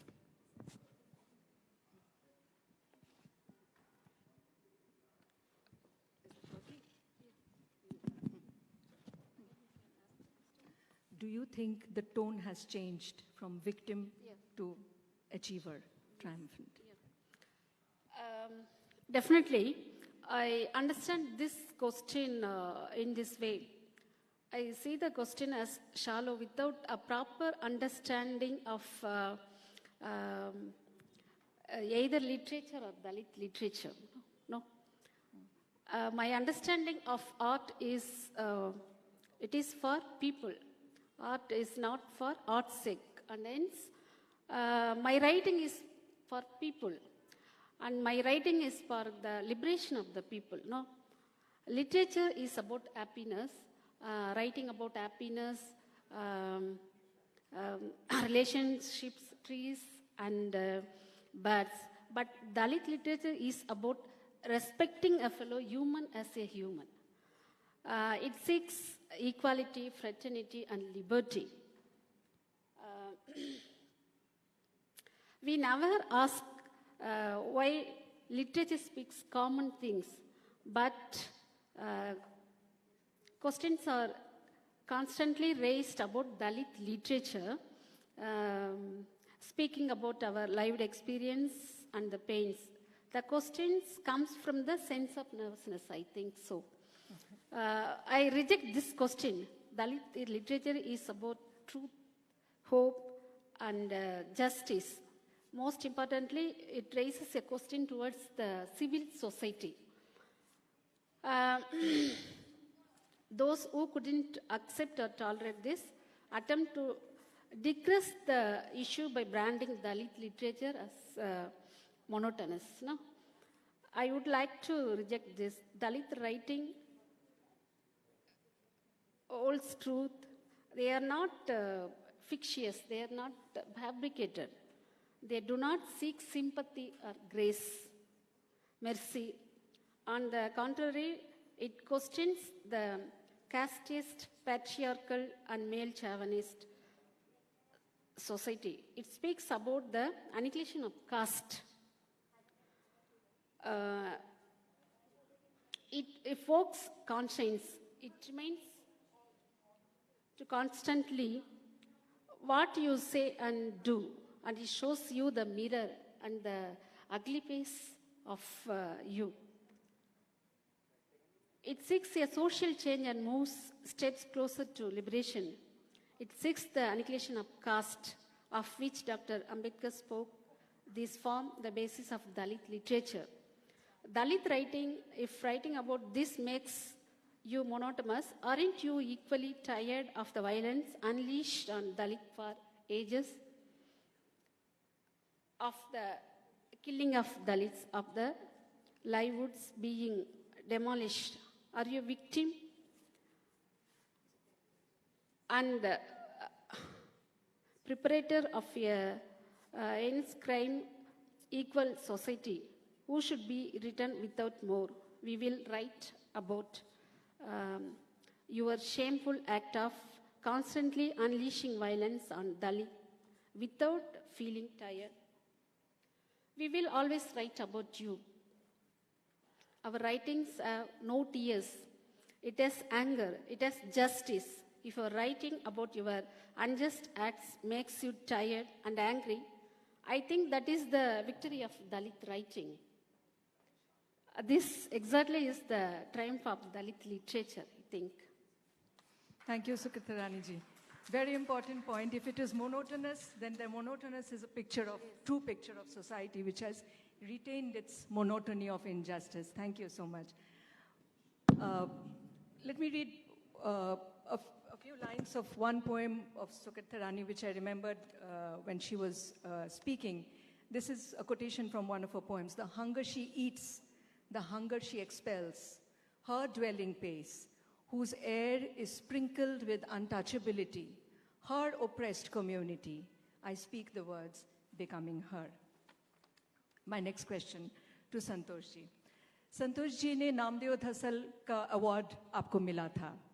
And in many of the articles आपके बारे जो मैंने पढ़ा, बार बार हमने देखा कि लिख रहा है कि नामदेव धसल के राइटिंग में जैसे एक्सपेरिमेंट था, बोल्डनेस था, बहुत स्ट्राइकिंगली नया चीज़ भाषा में था, ये आपके लिखा में भी है. तो आपको क्या लगता है कि प्रोटेस्ट लिटरेचर में दूसरे तरीके का भाषा, ये थोड़ा नया तरीके का भाषा की ज़रूरत है? आप क्यों ऐसे भाषा को यूज़ करते हैं आपके कविता में? पहले दो क्वेश्चन में जो बात आई थी वही बात है. नामदेव जी की कविता एक अलग मायना था जब 60-70 का डिकेड चल रहा था. उसके बाद हमारी जो, हम ऐसा कहेंगे कि 2000 के बाद 1990 के बाद जो कुछ बदला, समाज में बदला, उसी का जो बदले हुए वर्तमान का काल हमें ढूंढना था. और ऐसा नहीं है कि किताब में से भाषा पढ़ी और वही भाषा हम दोहराने लगे. किताब की भाषा किताब की ही भाषा होती है, लेकिन जो आपके इर्द गिर्द जो भाषा बोली जाती है उसी का हम जो एक्सप्रेस करते हैं वही तो महत्वपूर्ण होती है. तो ऐसा नहीं होता कि प्रोटेस्ट के लिए ही बोला जाए. कई शब्द तो ऐसे हैं, कभी शांत रहने से भी कवि को पूछा जाता है कि आप बोलते क्यों नहीं, आप बोले तो प्रोटेस्ट की भाषा हुई. तो इसमें से जो रास्ता निकालना है, कवि को हर बार चूज करना पड़ते, जो यानी कि गालियाँ तो नहीं दे सकते, गालियाँ देना तो कवि का काम नहीं है, लेकिन जो भी लिखा जाए वो तो गाली समझने लगे तो उसका कोई मतलब नहीं होता. तो हम ऐसी कविता की बात नहीं कर सकते. लेकिन जब परिवर्तन का शब्द लिखा जाएगा, परिवर्तन तो डॉक्टर बाबा साहब अम्बेडकर ने किया, जैसे महात्मा गांधी ने भी किया. दोनों में जो फर्क था वो तो लैंग्वेज के बराबर ही फर्क था, वो तो समझते हैं. और दो ऐसे पहिए हैं ये हिंदुस्तान की, रेल की पटरी की तरह ये दो पहिए हैं. एक से अम्बेडकर चले तो एक से तुम गांधी की तरफ चलो, तो अपनी भाषा तो अपने आप ही मिल जाती है, ऐसा मुझे लगता है. Beautifully said. Thank you so much. Sukita Rani ji, आपके कविता में हमेशा, in fact your poetry has also been criticised by some critics as being very bold because you map the history of Dalit humiliation upon the woman's body. Yes. What is your response to this? आपको क्या लगता है? ये essential आपके कविता के लिए ये physical manifestation, ये bodily manifestation जो ज़रूरी है, क्यों आपको लगता है ऐसा? In English. Sorry.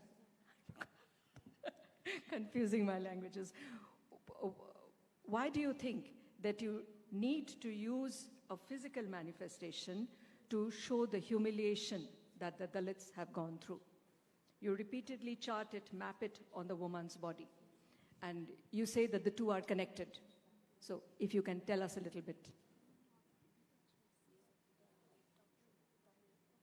Sure, sure.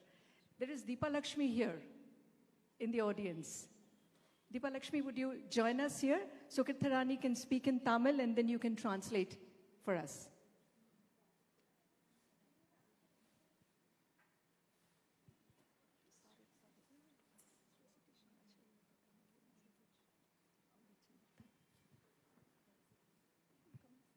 Sit down.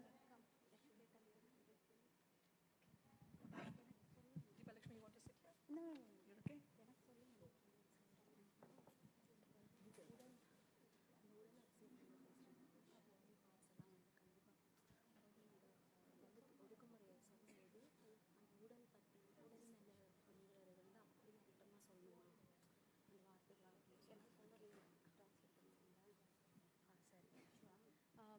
Before she says, I can do justice to the questions. I'm not sure if I can do justice to her fiery words, but I'll try. அனைவருக்கும் வணக்கம். இது ஒரு நல்ல கேள்விதான். I'm not அதாவது நான் வந்து வெறும் தலித் பெண் மட்டுமல்ல, ஃபெமினிசம் பேசக்கூடிய ஒரு ஆள் தான், பெண்ணியம் பேசக்கூடிய ஒருத்தர் தான். அப்படி பேசுகின்ற பொழுது தலித் பெண்ணியம்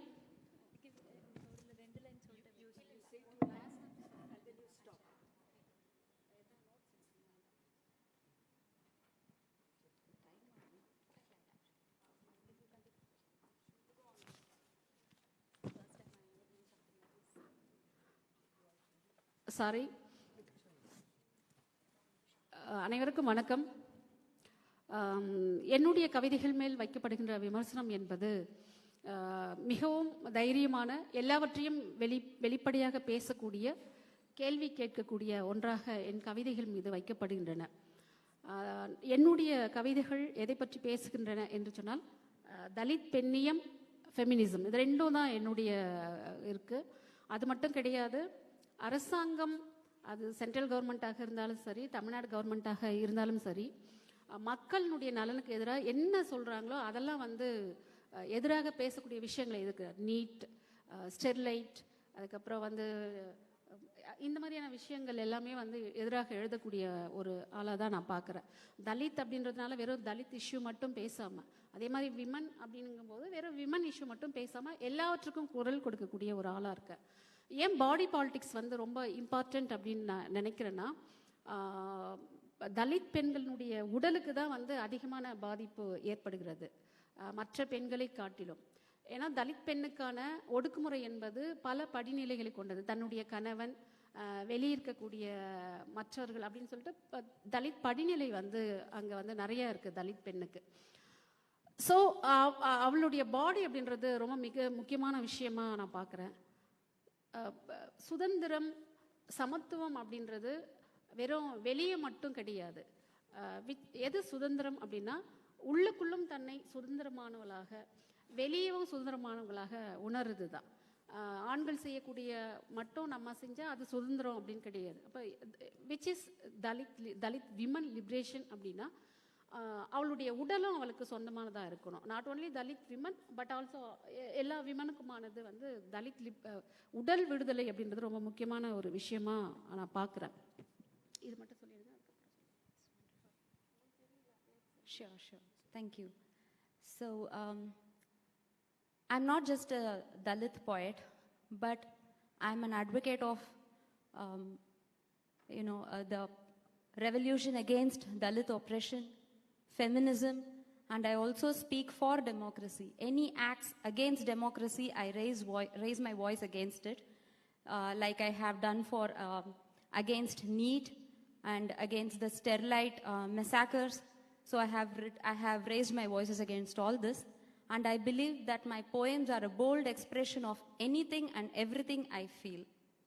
And I believe body politics is very important because it is Dalit women who are the most exploited, and it is the Dalit women's body that has been subjected to the maximum exploitation and oppression. And also, the oppression against Dalit women are multi-layered. It has been, she's subjected to exploitation and oppression and violence from her own husband, from her own family, and also many other external factors.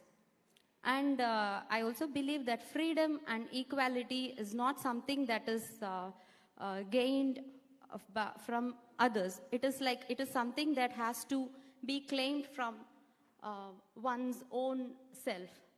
So when I talk about body politics, it is like my aim to claim, a woman should claim the right to her own body. So that is where the freedom comes, and that is why I freely, the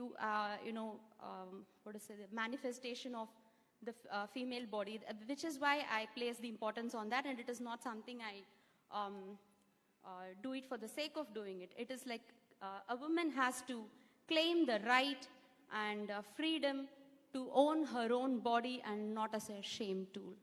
So I think that's what she said. Dalit women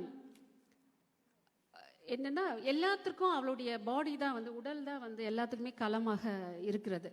இப்போ தமிழ்நாட்டில் பார்த்தீங்கன்னா கூலி வேலை செய்கிறவங்களா தலித் பெண்கள் அதிகமாக இருக்கிறாங்க. Sanitary workers அந்த மாதிரியான ஒர்க்கர்ஸ் அதிகமாக இருக்கிறாங்க. அவங்களுக்கான கூலின்றது ரொம்ப குறைவு தான். ஸோ அவங்களுடைய உழைப்பு வந்து அங்கே சுரண்டப்படுகிறது.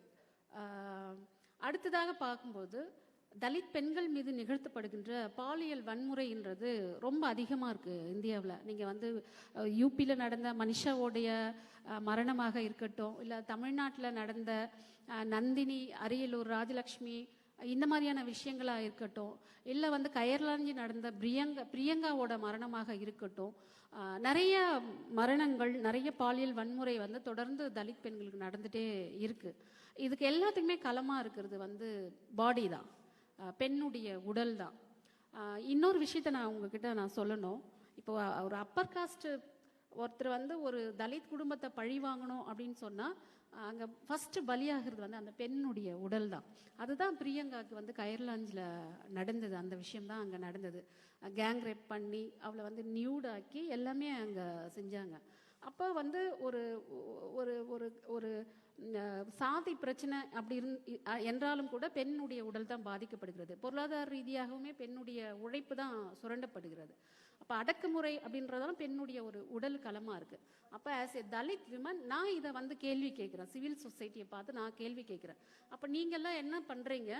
யார் வந்து இதை செய்கிறாங்களோ அவங்கள வந்து எந்த கேள்வியுமே நீங்கள் கேட்குறதே கிடையாது. பாதிப்படைந்த பெண்ணை மட்டும்தான் வந்து நீங்கள் திரும்ப திரும்ப வந்து கேள்வி கேட்குறத ஒன்றா இருக்குது. அதுதான் வந்து எனக்கு வந்து ரொம்ப கோபமூட்டுற ஒரு செயலாக இருக்குது. நீங்கள் திரும்பவும் வந்து தலித்துக்களை நோக்கி தான் கேள்வி கேட்குறீங்க, ஏன் இப்படி எழுதுறீங்க அப்படின்னு சொல்லிட்டு.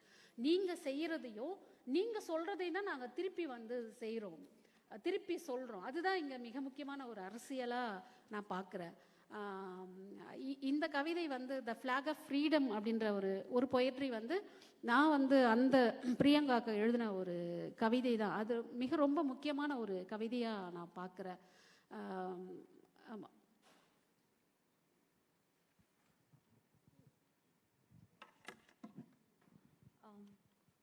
So so Dalit women are exploited in two ways. Like both their labor is exploited because most of the coolie women or sanitary workers, they are all women, and their labor is also majorly exploited.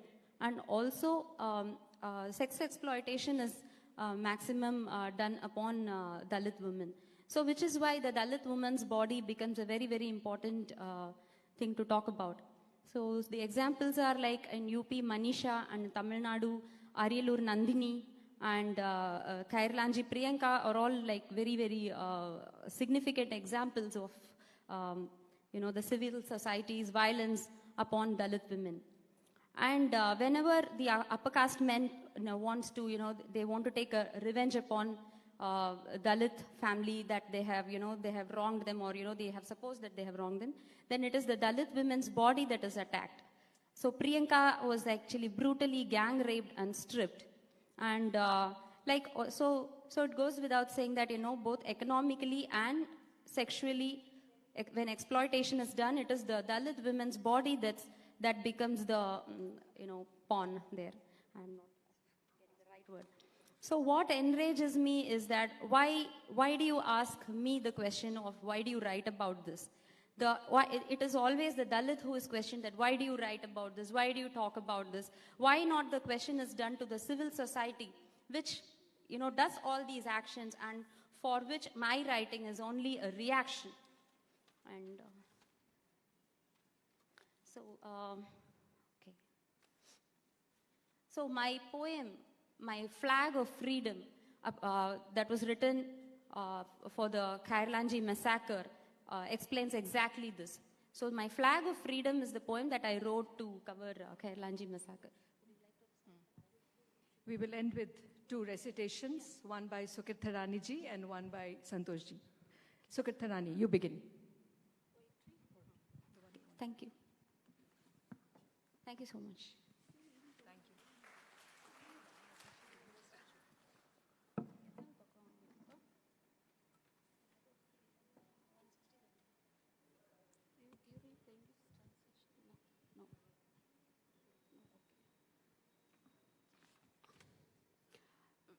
The flag of freedom.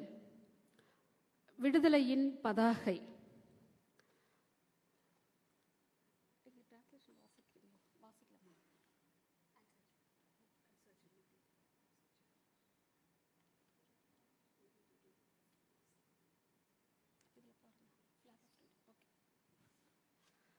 விடுதலையின் பதாகை. என் கிராமத்தின் தேகமெங்கும் வர்க்கத்தின் இருள் கவிழ்ந்திருக்க, அச்சமூட்டும் துரோகியின் குருவாலை போல பிசிறின்றி எரிந்து கொண்டிருக்கிறது இரவு. அன்று வானம் நீலமாயும் நட்சத்திரங்கள் சீம்பாலை போலவும் மின்னிக் கொண்டிருந்தன. மூங்கில் கூடையில் வெளிச்சம் வாரப்பட்ட வீட்டின் முற்றத்தில் நிர்வாணமாய் கிடத்தப்பட்டிருக்கிறேன். கால்களும் கட்டப்பட்டிருக்கின்றன. தமையனை கூடச் சொல்லும் வக்கிரம் இரவின் உச்சாடனமாய் ஒலிக்க, ஆதிக்கத்தின் கருந்திரவத்தை பருகியவர்கள் என் யோனியில் பள்ளம் பறித்து பருத்த கம்பொன்றை நிறுத்துகிறார்கள். என் வலியின் ஓலத்தில் அரங்கேறுகிறது ஒரு சாதிக்கூத்து. ஆடிக் கலைத்தவர்களின் குறியிலிருந்து வழிந்தோடிய வன்மத்தின் கால்வாயில் வீசப்படுகிறது என் உடல். செவிட்டு போர்வையிலிருந்தும் குருட்டு தூக்கத்திலிருந்தும் விடுபடாத தேசத்தில் சட்டை உரிக்கும் சர்பத்தின் உக்கிரத்தோடு மண்ணுக்குள் புதைகின்றேன். யோனியில் ஊன்றிய கம்பின் உச்சியில் குருதியின் நிறத்தொடு பறக்கும் எம் விடுதலையின் பதாகை. Thank you. Deepa Lakshmi will read us the translation now.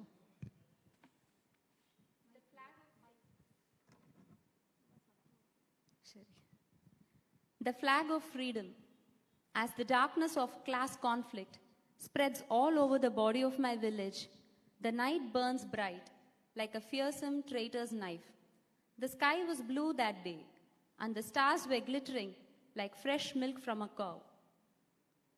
In my home's courtyard, from which lights been scooped up in a cane basket, I was made to stretch on the floor, naked, and my legs are tied up too, as the perverse call to fuck one's brother sounds like the night's ritual chant in my ear. Louts drunk on hegemony's black fluids dig a pit in my vagina and erect a fat pole in it. A dance of caste frenzy gets underway as I howl in pain. My body is flung in the stream of hate flowing out of the penises of the exhausted dancers. In a country not yet free of the mantle of deafness and the sleep of the blind, I sink into the earth with the fervor of a serpent shedding its skin. As the top of the pole planted in my vagina, the flag of our freedom shall fly, painted in the color of blood, in memory of Kairlanji. Thank you, Sukirtha Raniji. Thank you, Deepalakshmi. We will end with a recitation which Santosh ji will sing for us. Singing is one of his hobbies. Yeah, sir.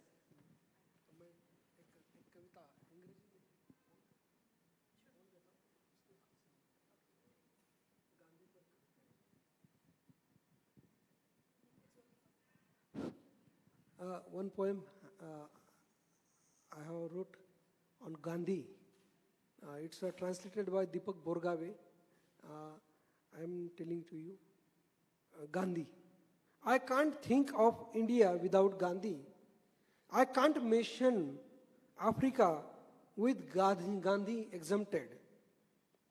Porbandar's favored lighthouse was a farewell to Gandhi. I can't underrate Putalabai's contribution. I cannot define Satyagraha and freedom without Gandhi. I can't move alone to Martin Luther nor Nelson Mandela without Gandhi. I cannot go to Pakistan with the name of Gandhi, nor can I live in India with Gandhi.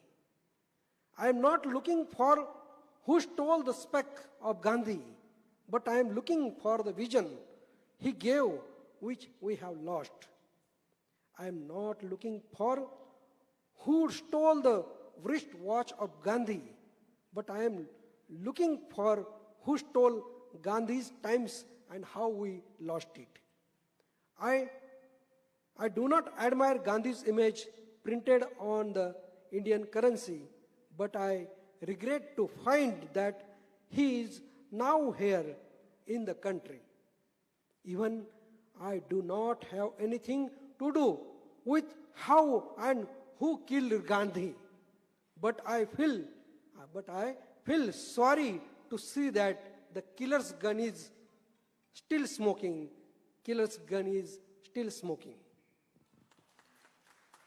जो गाने के बारे में कहा गया है, performance की सभी तरफ जो चलती है, लेकिन परिवर्तनवादी कविता, दलित कविता अपने आप में एक अपना आक्रोश लेके चलती है, लेकिन परिवर्तनवादी जो मूवमेंट है, जो पिछड़ा गया, उसके बारे में कहने वाली एक कविता जिसका गीत मैंने बनाया था. मैंने गीत भी लिखता हूँ, लेकिन वो सिर्फ परिवर्तनवादी गीत है, ना कि वो जो कोई सिनेमैटिक और किससे चलते ऐसे गीत हम नहीं लिखते.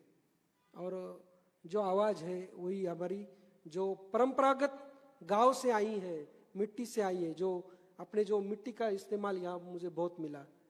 आपने जो कल मोमेंटो दिया, मोमेंटो में मिट्टी का इस्तेमाल था, तो यहाँ के बंगला में मिट्टी भी मिली, ऐसी मिलती है, लेकिन वो गांव की मिट्टी हमारे जो अंदर बैठी है वही आवाज में हमारी कविता आती है. काल पेटलेला बाई कसा इझला संगर, काल पेटलेला बाई कसा इझला संगर, गेलं जहाज तुटून, गेलं जहाज तुटून, मागे राहिला नांगर, गेलं जहाज तुटून, मागे राहिला नांगर, काल पेटलेला बाई कसा इझला संगर. नाही कोणीच शहाण घर टाकलं मोडून, नाही कोणीच शहाण घर टाकलं मोडून, नाही जोडण्याची भाषा वासे टाकले विकून, वासे टाकले विकून.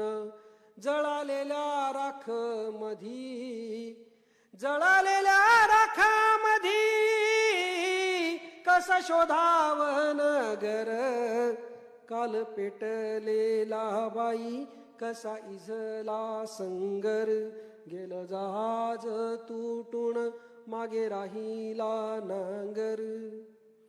कशी तुटू फुटू गेली एका आईची लेकर. कशी तुटू फुटू गेली एका आईची लेकर.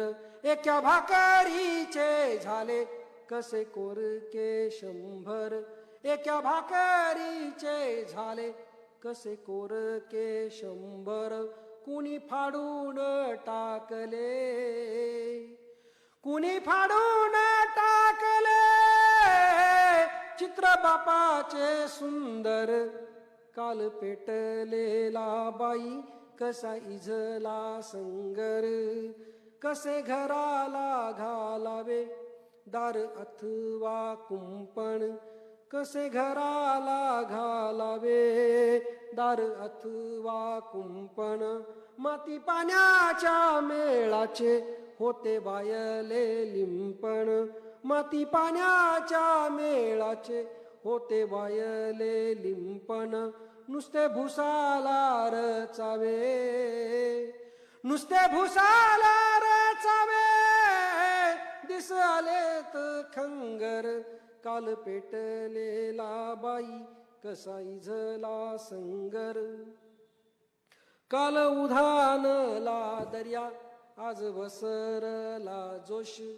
काल उधाणला दर्या आज वसरला जोश. झेंडा इरून चालला जसा झाला पाय पोस.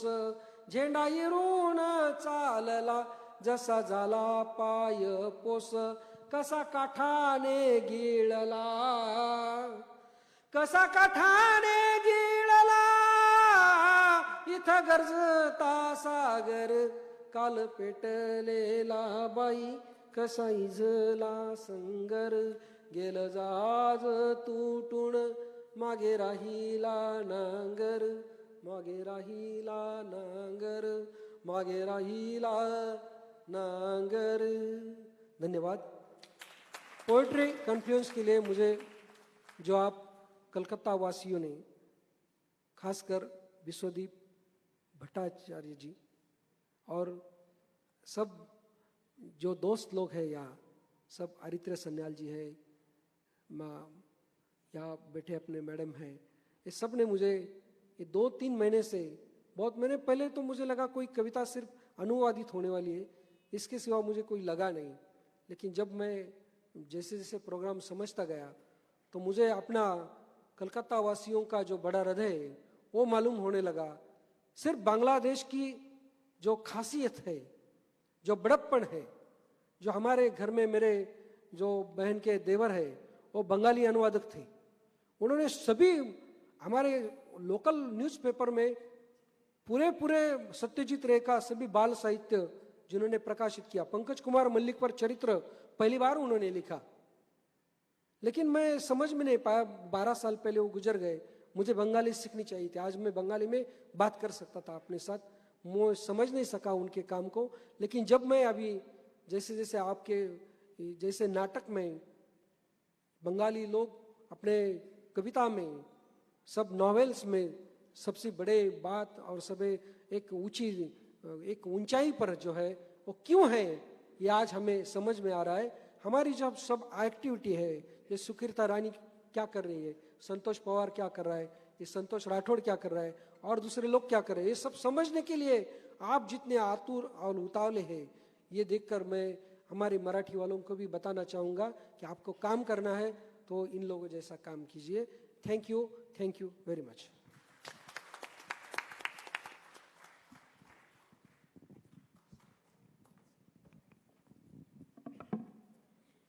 Thank you for that wonderful and very important session on voicing oppression, the rise of Dalit poetry. May I request Shubhra Sengupta to felicitate the moderator, Shipra Mukherjee.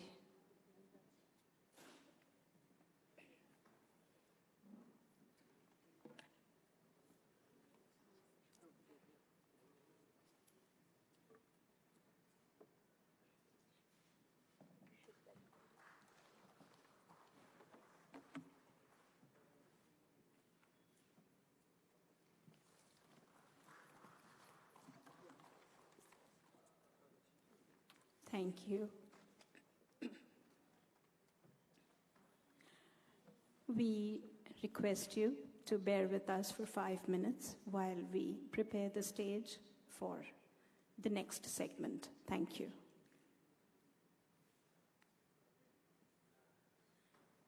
পর্দাটা একটু নামিয়ে দেবেন।